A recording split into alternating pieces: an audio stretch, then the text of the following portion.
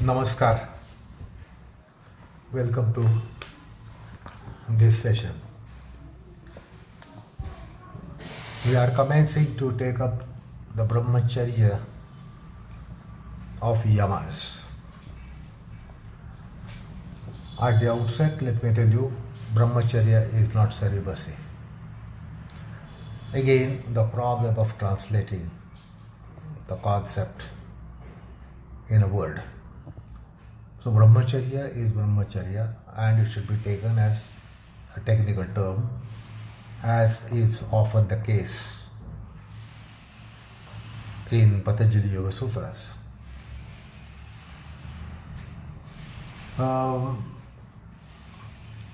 And again, like other yamas, this yama too is dealing with one of the basic propensities and tendencies. It should be noted that each of the yama is dealing with very basic tendency, propensity, Vaasana. That himsa is a Vaasana, asatya is a Vaasana, steya is a Vaasana. Therefore, similarly, Brahmacharya is also Vaasana. So, yamas are Vaasana management and not just moral ethical practices. And this particular Brahmacharya stands out from amongst whatever so far discussed, or even all the five yamas, including the following one, the aparigraha. This stands out.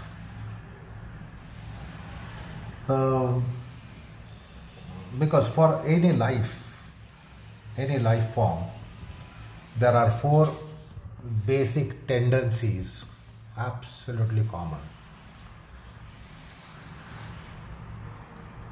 Adhyatma points this out.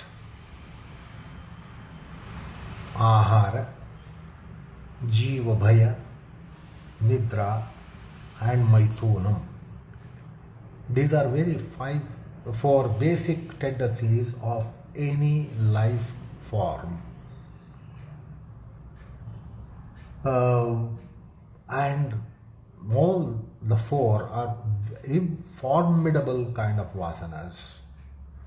Extremely strong, monstrously strong Vaasanas.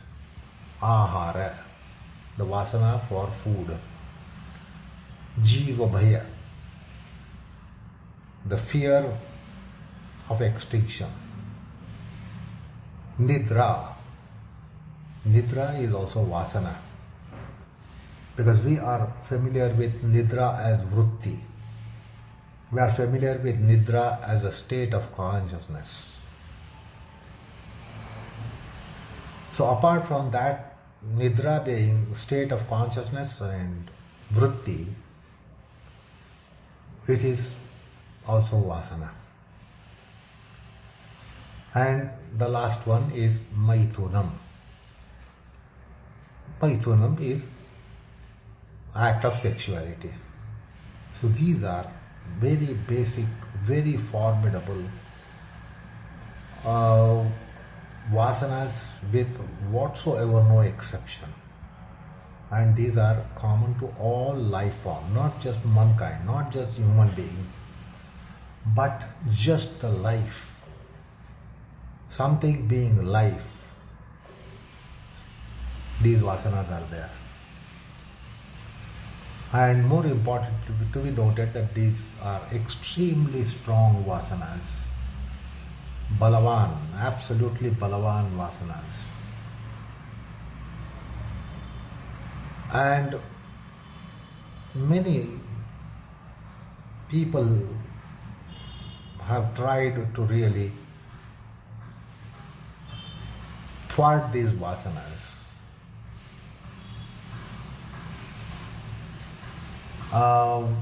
And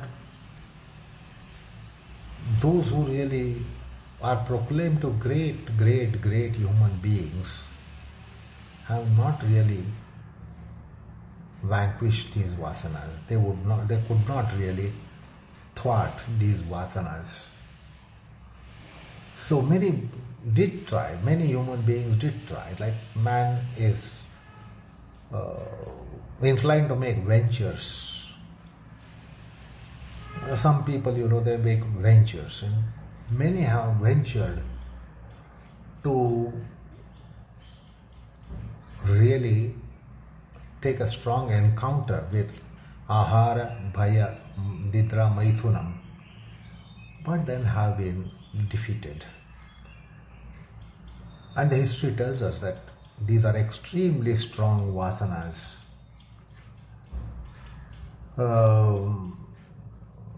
Like when there is a tornado or there is hurricane, one cannot be stopping it with the rise of hand and stop that hurricane. It is similar in the case here. Any measure taken is something like that there is a hurricane or there is a tornado, and then you are trying to just raise the hand and open the palm and stop the hurricane.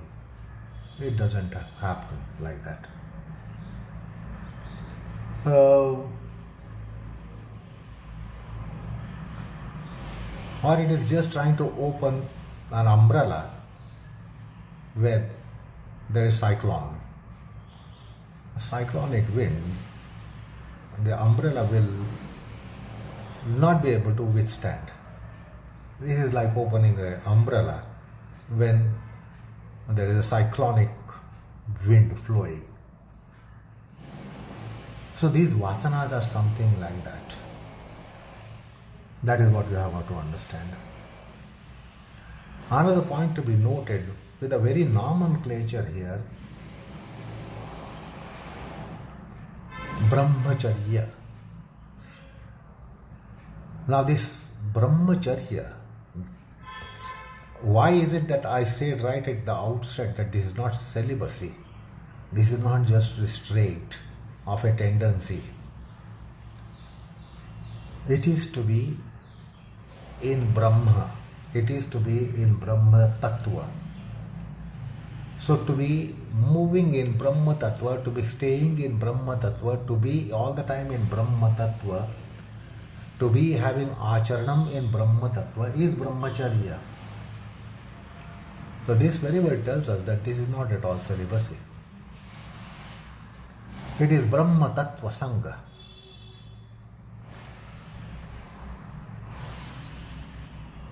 and therefore it can be said here that this Brahmacharya is Brahmatattva and supreme kind of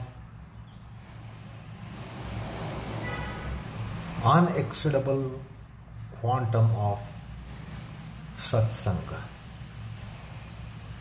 So it is an enormity of Satsanga, and we have often discussed the Satsanga.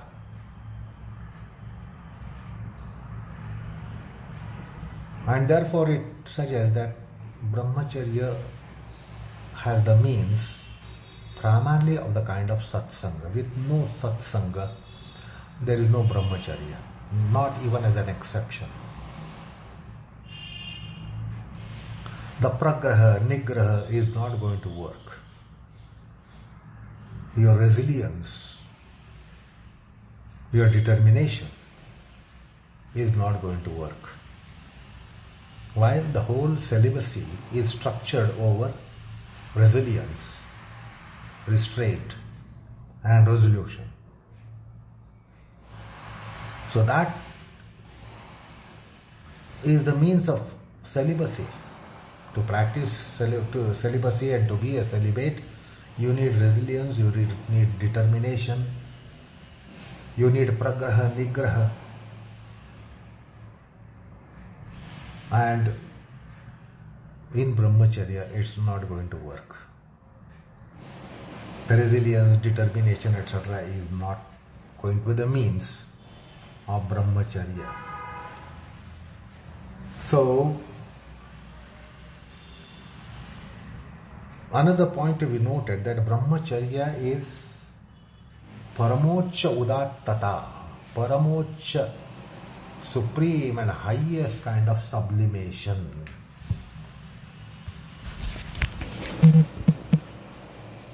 Without that sublimation, there is no chance of being in Brahmacharya. So there is a naive notion, naive idea that Brahmacharya is not to be getting married. And not to be getting married, deciding to not to get married is something that you require resilience, determination, etc., willpower. And what is needed here in Brahmacharya is extreme sublimation. This is something that we need to take note of. To be in Brahma, the Brahma Acharanam, you can imagine it is nothing but personification of sublimation, personification of etherealization, personification of Udattataa. So that's why Brahmacharya needs Paramoccha Udattataa and not resilience, determination, etc., while the celibacy needs it. Because this tendency is so strong that it can be only eclipsed by sublimation of highest order, which is only possible by exalted Satsanga, exalted Sattvasanga.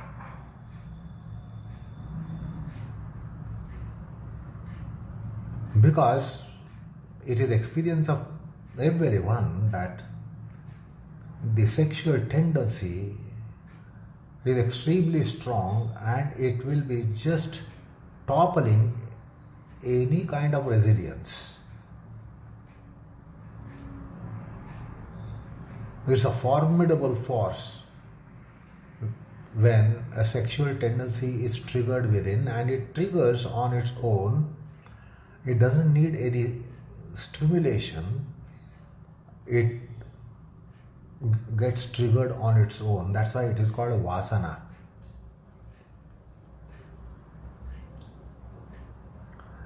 But anyway, there is no doubt that in Brahmacharya even that we are speaking about, Brahmacharya itself, it implies that there is Guptendriya Sanyama, and that is beyond any doubt. So therefore Vyasa also clearly mentions Brahmacharya is Kuyendriya Samyama of the generative organ, and that is beyond any doubt.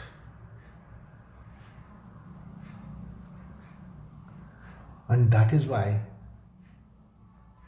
this has been rendered as celibacy.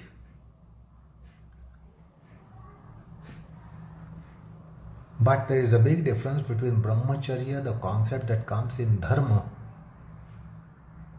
and celibacy, the concept that comes in normative sciences, morality, ethicality, etc. Because the Dharma Shastra tells us that there is also Brahmacharya of Grahasthi. Grahasthi means one who is having a marital status. Although being in marital status, that means having a spouse, having a family life, Brahmacharya is practicable.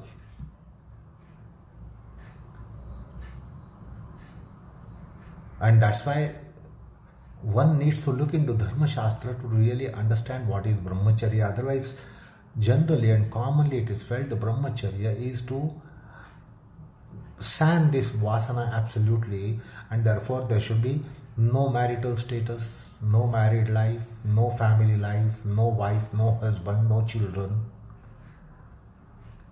So Dharma Shastra comes to tell us here that that is not true, that is not right. And The mythology tells us that there were so many rishis and munis who had family life and yet they could be in Brahmacharya.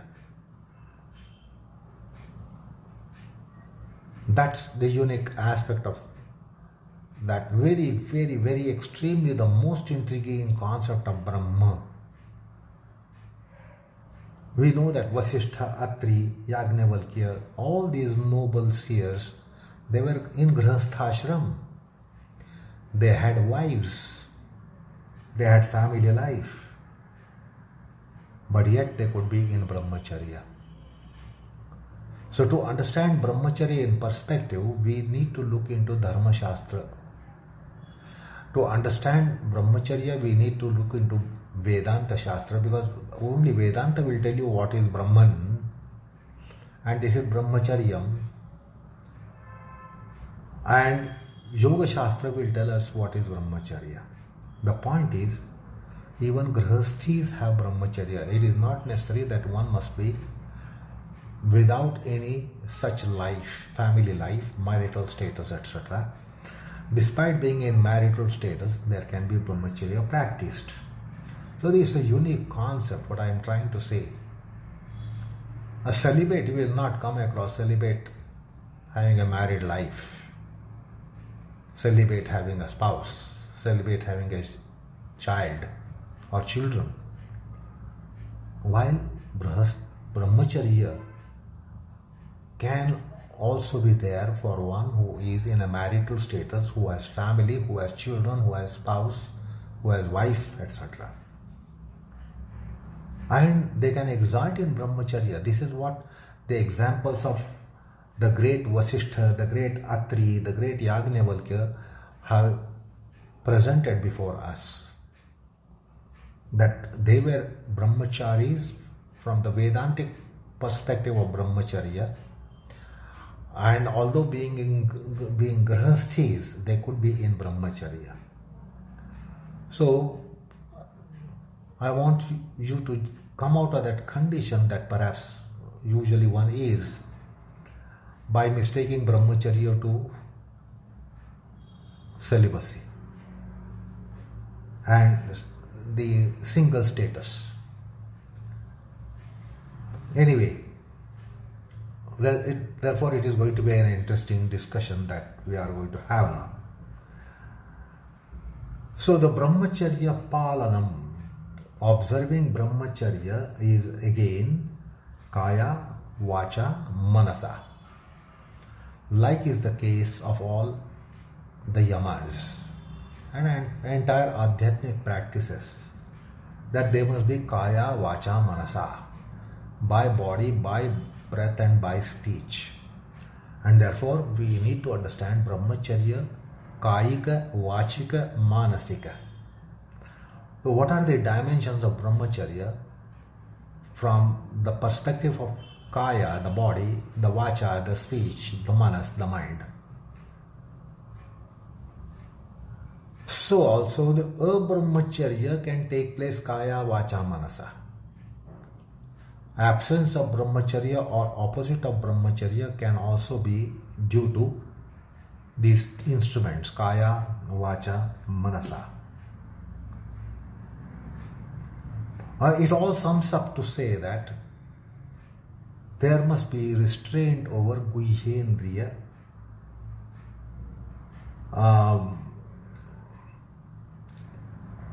or the sexual organ.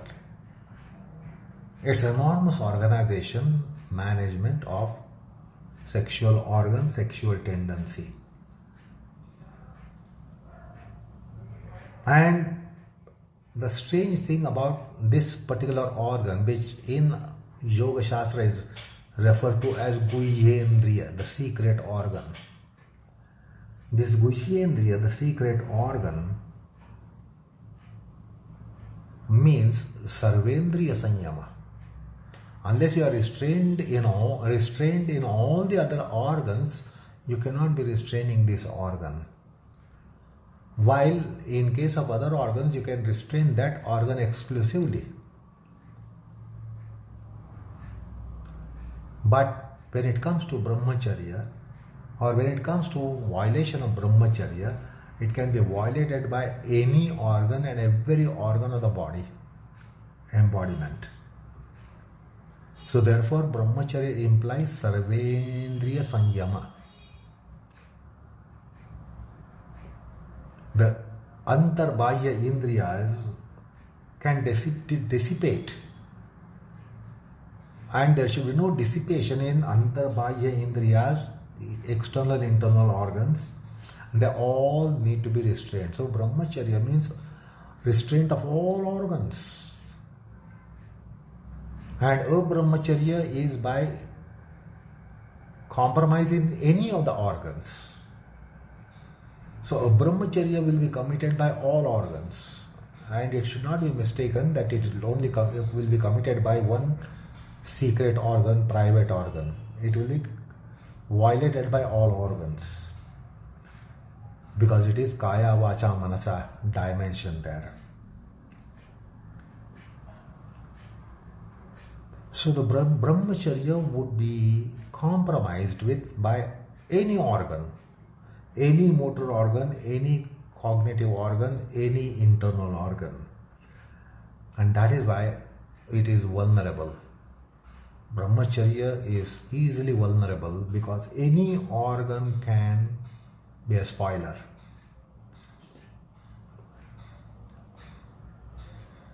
And it is experienced that the Guhyendriya is influenced by any organ. It is triggered, the Guhyendriya is triggered by any organ. So, to be in Brahmacharya, in that perspective, Dvak, Chakshu, Jivha, Ghrana, Shrotra, Vak, Pani, Pada, Payu, Upastha, Manas, Buddhi, everything must be restrained. All the organs, internal, external, physical, mental, cognitive, and the psychic organs, all the organs need to observe this restraint. Then only it is Brahmacharya possible. And amongst all the Karmendriyas, there are 5 Karmendriyas: Vak, Pani, Pada, Payu, Upastha. Vak, speech; Pada, the locomotive; Payu, the excretory; Upastha, the generative; and the Vak, the speech. So each of the motor organ is connected with secret organ. And that is why it is extremely unwieldy organ as far as the regulation or control is required or is expected, is desired. And therefore Sarvendriya Sanyama is a very important aspect. The other organs, motor organs, are not so mutually connected with each other, but every motor organ, every cognitive organ, every mental psyche organ is connected with this particular organ, motor organ, called generative organ. And it can draw gravity from everywhere. So that is the unique aspect of that particular organ that human embodiment has, or the life has, the generative organ. And then its tendencies are very, very formidable.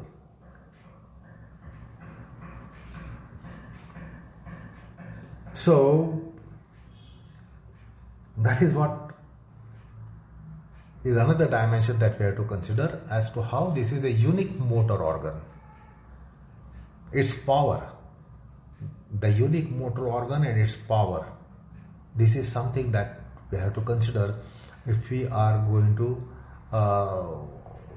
devise or understand the plan for Brahmacharya. Because basically Brahmacharya, as Vyasa points out, it is Guhyendriya Sanyama, Upastha Sanyama, Nigraha of this private organ, secret organ.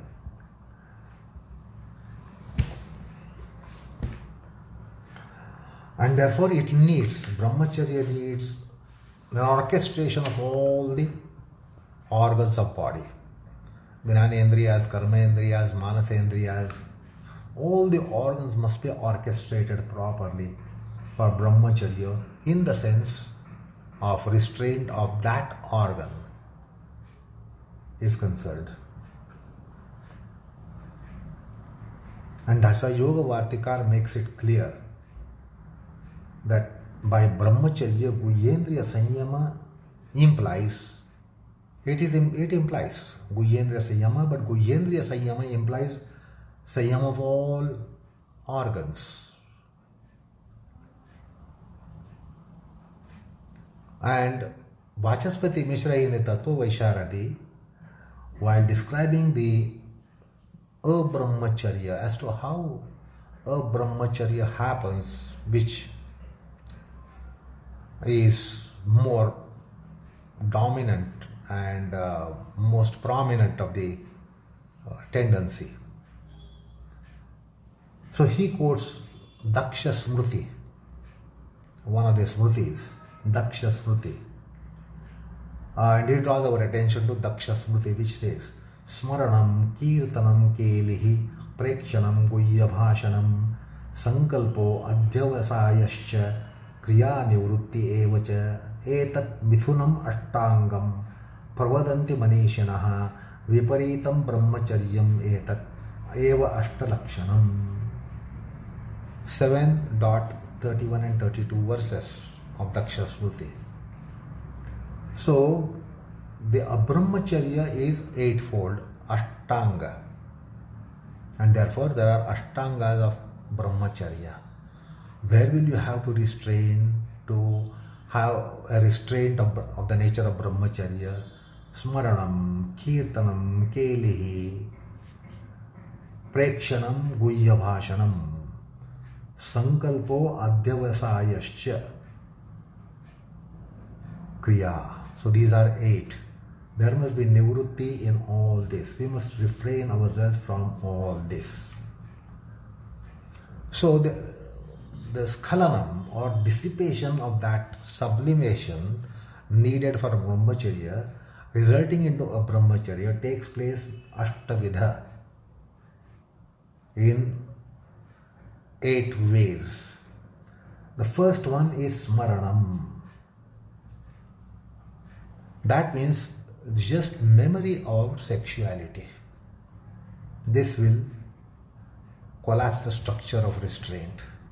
This will devastate the structure of restraint of this nature. So that is called Smaranam, which is a mental act, which is Smriti. Kirtanam, that means to talk about. To talk about. You can't say that you are talking about sexuality but your sex organ is not stimulated. That won't happen. So talking, discussing, etc. So that is called Kelihi. So Smaranam, Kirtanam, Kelihi. Kelihi means to talk about it. You can't indulge yourself in talking about sexuality and yet say that your Brahmacharya is intact. It is impossible. Prekshanam. Prekshanam is to sight certain things which are depicting sexuality, which are depicting sex. So to look at such things. Avalokanam,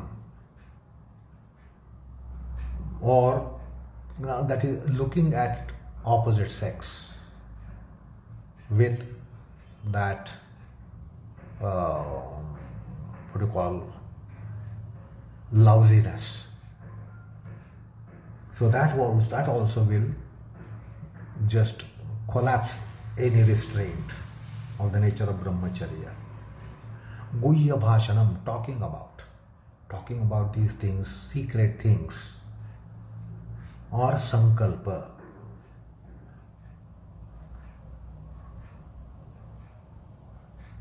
So there are various kinds of stimulations. And therefore we come across the word called Maithunam and Hasta Maithunam.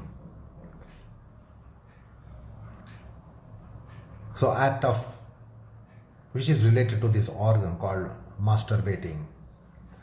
So this is the Ashtavidha. These are 8 forms of violation of Brahmacharya.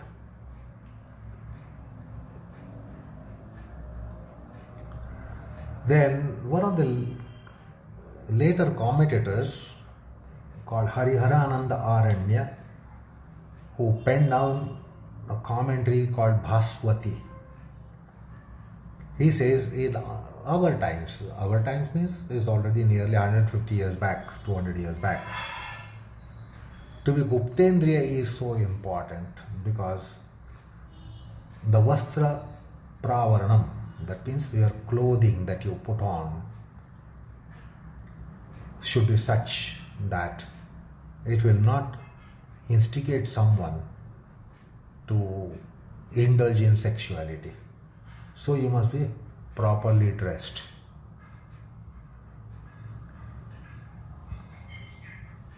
Because these days the Guptendriyas, as we see in society, one is not keeping them secret.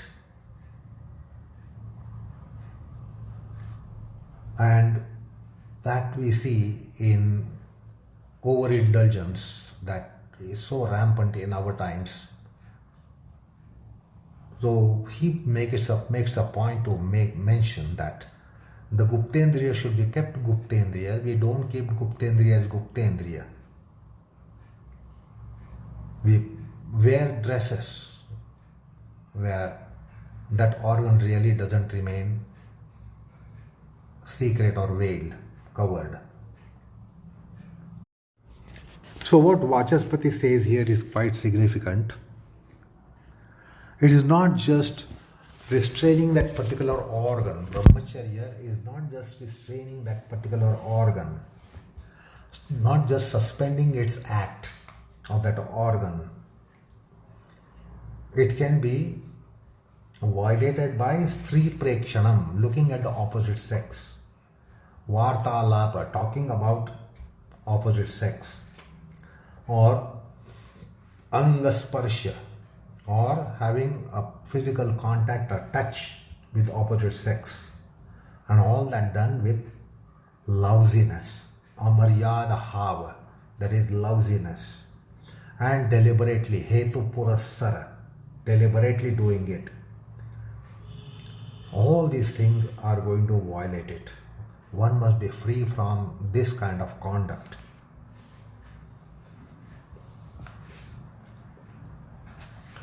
So we can realize how much Brahmacharya is related to that one organ which is supported by every organ of body, mind, consciousness. And therefore, in Shandilya Upanishad, you come across statement, Brahmacharyana sarvavasthasu vak मनोवाक्काया कर्मभिः सर्वत्र मैथुन त्यागः. That is Brahmacharya.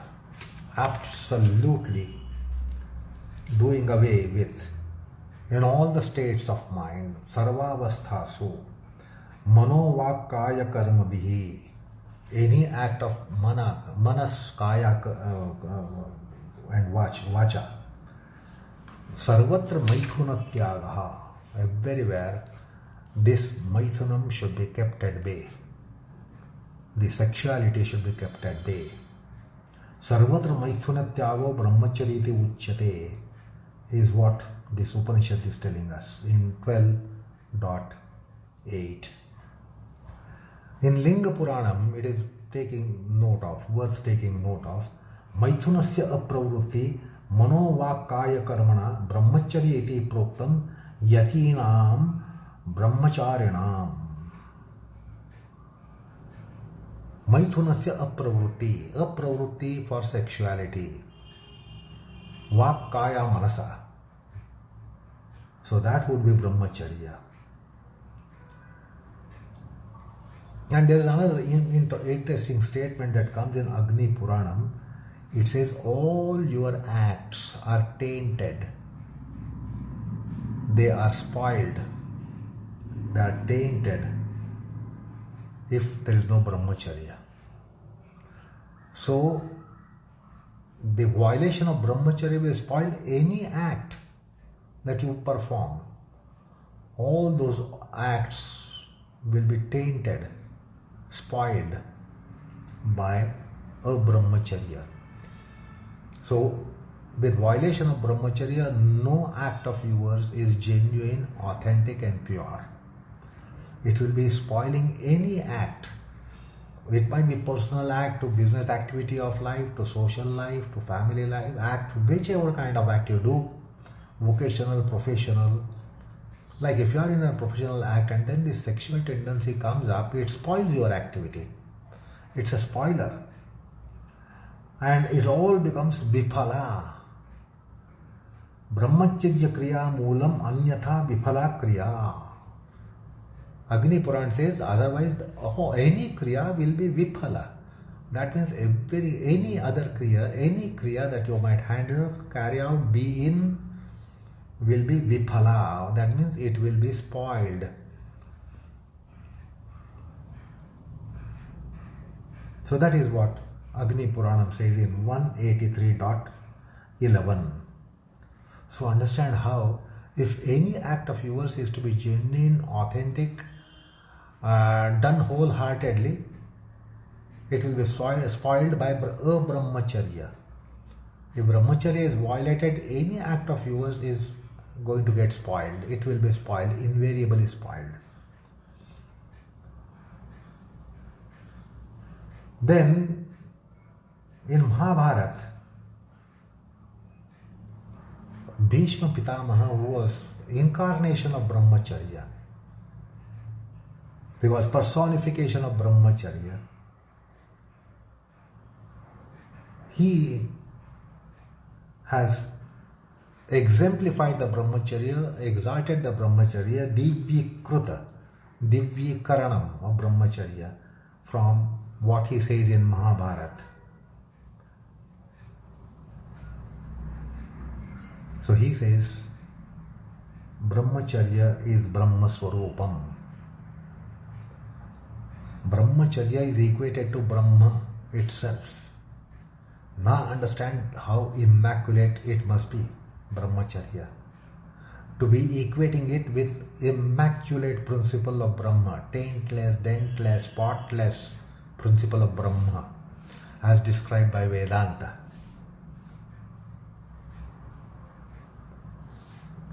And therefore in Darshanopanishad it is, Brahmacharya is said to be Param Tapa. It is supreme austerity to be in Brahmacharya. Brahma bhave manascharam brahmacharyam param tapaha. It is param tapa, supreme kind of tapas. This is what Darshanopanishad says in 1.14. In Anushasana Parva, Mahabharata tells us Brahmacharya paramo dharmaha. Anushasana Parva 7.14, that Brahmacharya is paramo dharma. And the Brahmacharya would be giving you, ensuring Parama Abhyudaya and Paramanishreyasa. The supreme good here and hereafter will be given to you, which is unexceedable good, unexceedable merit will be given to you here as well as hereafter. This is what the Brahmacharya is. The Paramashredi, the supreme grade of Brahmacharya, is by Pancha Prana, Buddhi, Manas, Dashendriya. In all the entire embodiment, counting all those subtler aspects, esoteric aspects of the body, the Brahmacharya has to come from all those and not just one physical organ made up of muscle mass. Anyway, in Shanti Parva, Bhishmacharya has given a wonderful discourse on Brahmacharya. Who else could speak about Brahmacharya? One should know the life of Bhishmacharya. His pratignya, Bhishma pratignya, which included Brahmacharya Sevanam, and he accomplished it throughout his long life of which almost included 7 quarters of his life. The life was 175-80 years old span, an entire lifespan of some 180 years or plus. He observed Brahmacharya without violation. Who else is qualified to speak about Brahmacharya? So in Shanti Parva, Bhishmacharya has Upadesha on Brahmacharya, which must be taken note of. But that we will keep it for next time. Enough for the time being. Namaskar all of you.